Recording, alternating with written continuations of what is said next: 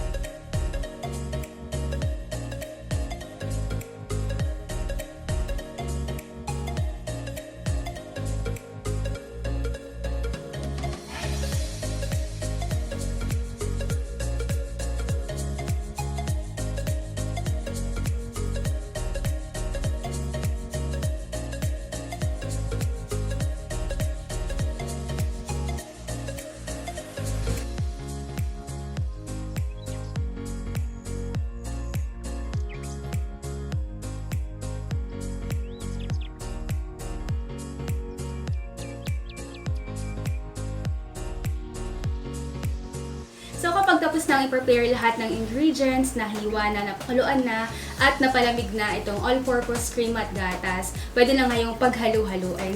So ang tip ko sa inyo bago nyo i-prepare lahat ng mga ingredients, lagay nyo muna sa ref overnight yung all-purpose cream, tsaka yung kondensada para pag nilagay nyo na, malamig na talaga. Tsaka ang pinaka-inuuna ko lagi yung all-purpose cream, tsaka yung gatas. Nagiging ganito yung all-purpose cream kapag napalamig na, nagiging mas malapot na siya. Yun nga lang, itong gatas ganun din, nagiging malapot masyado. So, maganda kung buksan nyo na lang yung buong lata tsaka yung ibuhos. So, meron kami ginagawa ng mami ko sa mga gatas na dilata kapag matagal patuluin. So, baso na maliit lang yung bibig. Tapos, nilalagay namin ng ganyan. Make sure lang na hindi siya matutumba kasi mababasag yung baso tsaka sayang yung gatas. Effective naman yung gatas hack namin. Pwede na ngayon ilagay ang gatas. Yung baso hack para sa delatang gatas, hindi naman kailangan gawin. Additional tip ko lang sa inyo.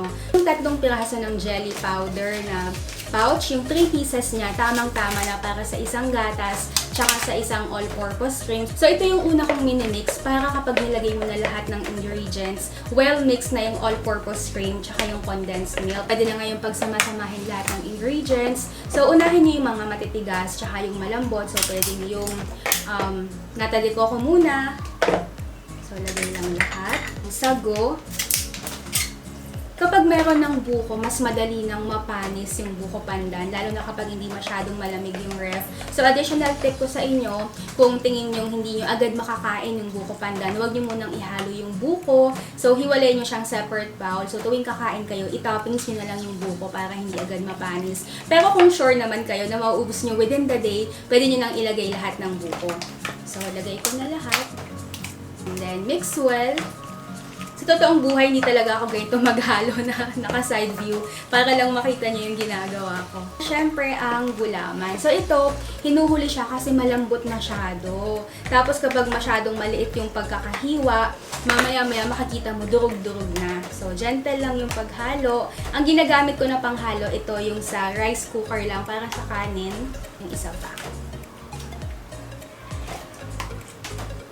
Ayan. So, pag nahalo ng mabuti, pwede na ngayong ilagay sa ref. Itong buko pandan, best serve after 3 to 6 hours kapag na-chill na talaga sa ref. Kasi kapag malamig siya, yung all-purpose cream tsaka yung gatas, mas nagiging creamy. Tsaka pumapasok yung tamis sa gulaman tsaka sago, kaya mas nagiging masarap. So, lagay nyo lang sa ref and after that, pwede nang iserve.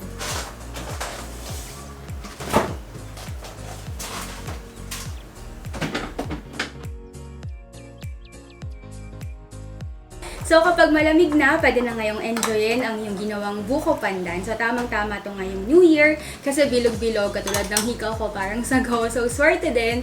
So, enjoy your buko pandan!